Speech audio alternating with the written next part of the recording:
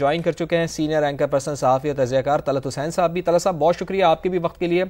فرمائیے گا کہ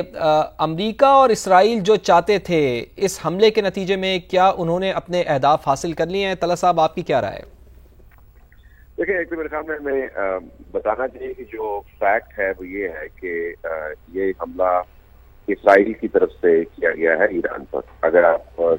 Marco Rubio کی اسٹیٹمنٹ دیکھیں تو انہوں نے امریکہ کے جو سیکرٹری خارجہ ہیں انہوں نے واضح انداز سے ڈسٹنکشن کی ہے کہ اس حملے سے امریکہ کا کوئی تعلق نہیں ہے۔ یہ اسرائیل کی طرف سے حملہ ہے ایران کے اوپر، اور یہ ایسا حملہ ہے جس میں اسرائیل کے لیے جو عمومی طور پر خاص سپورٹ مہیا کی جاتی تھی ہر معاملے پر مغرب کی طرف سے، اس کو بھی بہت دھچکا پہنچایا ہے۔ اگر آپ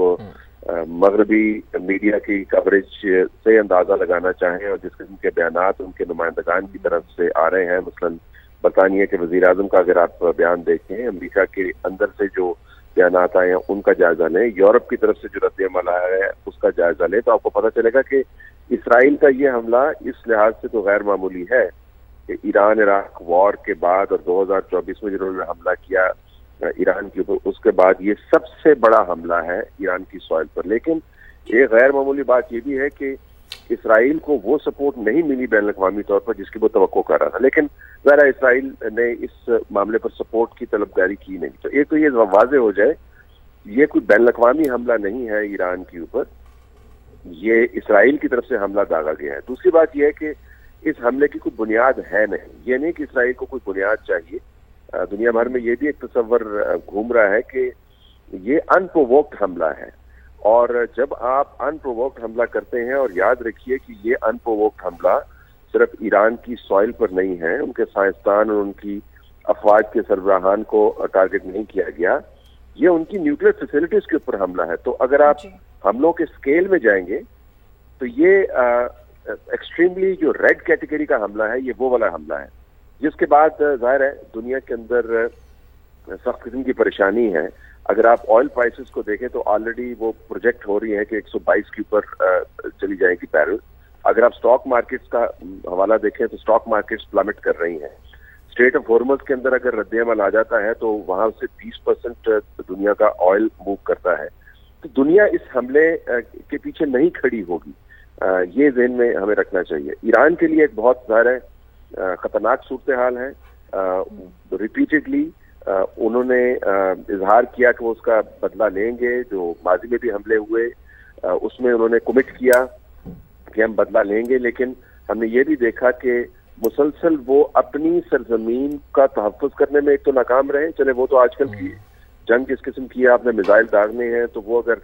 آپ کا ایئر ڈیفنس سسٹم کام نہیں کر رہا وہ تو میزائل لگ جائیں گے، لیکن ان کی اپنی سرزمین پر ان کی اپنے جو سائنسدان ہیں ان کی اسیسینیشنز ہوئی ہیں، ان کے افواج کے سربراہان کی اسیسینیشن ہوئی ہیں، جو باہر سے مہمان آتے تھے جس طرح اسماعیل ہنیہ کی اسیسینیشن کی سرزمین پر ہوئی ہے۔ تو ایران کے لیے اندرونی طور پر ایک بہت بڑا چیلنج بھی ہے۔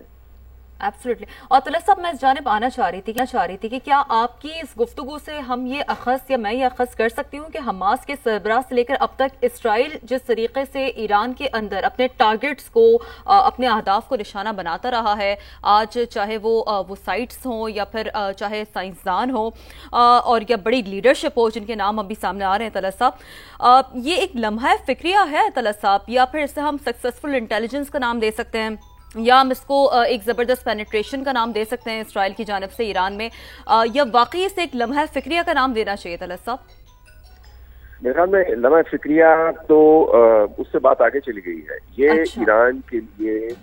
اپنے وجود کو قائم رکھنے کا لمحہ ہے، اور وجود سے مراد یہ نہیں ہے کہ ان کے ملک کی حقیقت ختم ہو رہی ہے یا ان کا ملک جو ہے وہ صفحہ ہستی سے خدا نخواستہ اریز ہو رہا ہے۔ ایران بطور ریاست اس کے لیے سب سے بڑا چیلنج ہے کہ کیا وہ اپنے ریاست کے بارڈرز کا تحفظ کر سکتی ہے، اس ریاست کے بارڈرز کے اندر رہنے والوں کا تحفظ کر سکتی ہے، اپنے دفاع کے لیے جو انہوں نے نظام بنایا ہوا تھا، جو نیوکلیئر ری ایکٹرز کے بارے میں کہتے ہیں، ان کا حتمی ہدف یہ تھا کہ انہوں نے جوہری توانائی حاصل کرنی ہے عسکری پرپزز کے لیے، کیا اس کا تحفظ کر سکتے ہیں؟ تو ایران کے لیے ایک بہت بڑا آپ سمجھے تاریخی ان کے انقلاب سے بھی آگے کا جو لمحہ ہے وہ اور طلعت صاحب قطع کلامی کی معذرت، لیکن اگر کوئی اسٹیٹ اپنے ریسورسز کے بلبوتے پر یہ نہیں کر پا رہا تو سر جو عالمی قوانین اتنے موجود ہیں، جو سوورینٹی کو لے کر، ٹیریٹوریل ڈسپیوٹس کو لے کر اتنے موجود ہیں، وہ تو محض پر ایک ڈاکیومنٹ کی حیثیت تک ہی رہ جاتے ہیں. طلعت صاحب آپ نے درست فرمایا، لیکن جس میں پہلے گزارش کر رہا تھا کہ بین الاقوامی طور پر بھی یہ جس زاویے سے آپ نے بات کی ہے، اس زاویے سے بات ہو رہی ہے کہ اگر آپ نے مادر پدر آزادی دے دی ایک خوفناک ریاست کی خوفناکیوں کو پھیلانے کی، تو پھر تو یہ اس دنیا میں نہ اقوام متحدہ آپ کو چاہیے، نہ کوئی اور کام چاہیے. جس کے پاس جتنے میزائل ہوں گے وہ دھاڑ دھاڑ داغتا رہے گا دوسرے کی اوپر سے، مکمل طور پر ایک جنگل بن جائے گا. اور آپ دیکھیں ایران کے اندر جو بحث اب ہونی ہے، ایران پچھلے 20 سال سے بڑے فیصلے مؤخر کر رہا ہے. اور بڑا فیصلہ کیا ہے کہ ہم نے ڈکلیئرڈ نیوکلیئر ویپن اسٹیٹ بننا ہے یا نہیں بننا ہے. تو وہ بارڈر لائن کے اوپر رہے ہیں. کبھی انریچمنٹ جو ہے ان کا 30% پہ چلا جاتا ہے، کبھی 60% پہ چلا جاتا ہے، لیکن کبھی انہوں نے جو تھریش ہولڈ ہے اس کو کراس نہیں کیا. آج میں آپ کو بتا سکتا ہوں ان کے پاس جو ریمیننگ فیسلٹیز ہوں گی اور جو لوگ اندر بیٹھے ہوئے ہوں گے وہ کہہ رہے ہوں گے کہ اس وقت موقع ہے. ہم نے ڈکلیئر نیوکلیئر اسٹیٹ ہوتے تو اسرائیل کبھی یہ ہمت نہ کرتا. نارتھ کوریا کو دیکھیے، تمام تر سینکشنز کے باوجود چونکہ اس کے پاس میزائل ہیں، اس کے پاس نیوکلیئر ویپنز ہیں، وار ہیڈز ڈکلیئرڈ ہیں، تو اس کی طرف کوئی حملہ نہیں کرتا. تو آج ایران کے اندر اس حملے کے نتیجے میں میرے خیال کے مطابق یہ بحث ختم ہو گئی ہے کہ ایران کو بارڈر لائن پہ رہنا چاہیے یا نیوکلیئر ویپن اسٹیٹ بننا چاہیے. تو میرے خیال میں آج کے بعد جو بھی کام ایران کرے گا وہ ڈکلیئرڈ نیوکلیئر ویپن اسٹیٹ کے لیے کرے گا، اور اس کا پھر نتائج ہوں گے. اگر آپ ایک خطے میں مڈل ایسٹ کے خطے میں جغرافیائی طور پر دیکھیں، یہ یورپ تو ہے نہیں، ریاستیں ساتھ ساتھ جڑی ہوئی ہیں. ایک نیوکلیئر خطے کے اندر 2 نیوکلیئر اسٹیٹس ہیں جو آپس میں لڑائی کر رہی ہیں. اس کا آپ اثر دیکھیے. پھر دوسری جو ریاستیں ہوں گی، سعودی عرب ہوگا،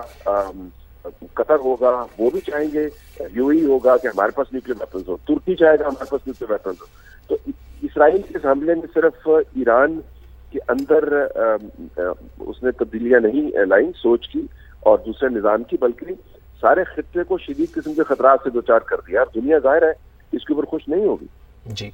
یہ بڑا اہم نقطہ ہے طلعت صاحب. یہ میں چاہوں گا کہ فیض رحمان صاحب کی طرف بھی یہ نقطہ لے کے جائیں کہ ڈکلیئر نیوکلیئر اسٹیٹ اگر اناؤنس ہو جاتی ہے، ایران اگر اس موقع کے اوپر اپنے آپ کو کرتا ہے یا پھر اس کے لیے کوئی کام شروع کر دیتا ہے، تو جس طرح طلعت صاحب نے اس کے اوپر روشنی ڈالی کہ پھر تو خطے کے جو دیگر ممالک ہیں ان کی بھی یہی چاہت ہوگی کہ وہ بھی پھر ایٹمی طاقت بنے، ایٹمی قوت بنے. تو یقیناً فیض صاحب یہ تو پھر ایک بڑی اس میں خطے کے لیے ایک بڑی صورتحال بڑی نازک ہو جائے گی. پھر یہ صورتحال تو پھر سنبھلتے ہوئے بھی نہیں سنبھلے گی.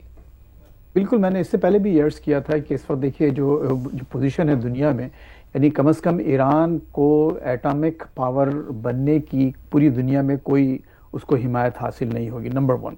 نہ صرف یہ کہ حمایت حاصل نہیں ہوگی بلکہ جو ایون جو معاشی مسائل ہیں اس میں بھی اس کا اضافہ ہوگا. یہ الگ بات ہے کہ وہ اب اگین میں نے اس سے پہلے بھی عرض کیا تھا کہ to be fair with them Iranian, جیسے ابھی طلعت صاحب نے بتایا کہ نارتھ کوریا کا معاملہ دیکھیں، خود یوکرین کو آپ دیکھ لیں یہ کیا ہوا. 1994 میں انہوں نے اپنے تمام نیوکلیئر ویپنز رشیا کے حوالے کر دیے، آج کی حالت میں ہے. جو بہت بڑی مثال ہمارے سامنے ہے لیبیا کی ہے کہ صدر قذافی کو کس طرح سے مارا گیا اس لیے کہ انہوں نے اپنا پورا نیوکلیئر پروگرام لپٹا کے واپس کر دیا. آپ نے دیکھا ہے ان کا کیا حشر کیا گیا، صدام کا کیا حشر ہوا. تو تمام وہ ممالک جن کے پاس نیوکلیئر پاورز نہیں ہیں اور ان کے خلاف جب جارحیت ہوئی ہے تو ان کے حکمران سمیت ان ممالک کا بہت برا حشر کیا گیا ہے، اور ایران کو اس حقیقت کا بہت اچھی طرح سے ادراک ہے. اب دیکھیے اس میں کیا اسٹریٹجی کیا ہونا. اب دیکھیں پاکستان ہے، پاکستان نے تمام نامساعد حالات کے باوجود تمام مشکلات عبور کر کے ایک ایٹامک پاور حاصل کی، اور جب انڈیا نے ڈکلیئر کیا تو ہم نے ڈکلیئر کیا، اور آج سب اس کو مانتے ہیں کہ وہ صحیح فیصلہ تھا. لیکن آپ یہ دیکھیے کہ ہم نے ایسا نہیں کیا تھا کہ پاکستان جو ہے نہ صرف وہ پروگرام پر کام کر رہا ہے بلکہ دنیا میں دوسری جگہ اپنی پراکسیز لے کر برسر پیکار ہے، اور ایک جگہ نہیں کئی جگہ. تو ایران کو میرا خیال ہے کہ اسٹریٹجیکلی ان کا جیسے کہ طلعت صاحب نے بالکل بجا فرمایا کہ اس وقت بالکل وہاں قوم میں کنسنسس ہوگا کہ ہم ایٹامک پروگرام کو ایک پایہ تکمیل تک پہنچائیں. لیکن ایٹ دا سیم ٹائم میرا خیال ہے کہ یہ بھی کنسنسس وہاں ڈیولپ ہونا چاہیے کہ کیا ہمیں اپنے ٹینٹیکلز، اپنے پاؤں اتنے زیادہ پھیلانا چاہیے اب کہ جو ہمارے وسائل ہیں وہ ساتھ نہ دے سکیں، اور ہمارا جو اس قوم کا جو اصل مقصد ہے کہ اپنی جو الٹیمیٹ اس سے تو پھر امریکہ کے ساتھ وہ ٹیبل ٹاک پہ نہیں آ سکتے فیض صاحب. اس سے تو پھر امریکہ جو صدر ٹرمپ کی جانب سے کہا گیا کہ جی آئیں ٹیبل ٹاک کرتے ہیں، نیگوشیٹ کر سکتے ہیں، مذاکرات کر سکتے ہیں، پھر اس سٹانس کے ساتھ تو یہ اگر مومنٹم پکڑتا ہے یہ سٹانس ایران میں، تو اس کے ساتھ تو پھر ٹیبل ٹاک پہ ظاہر نہیں بیٹھا جا سکتا.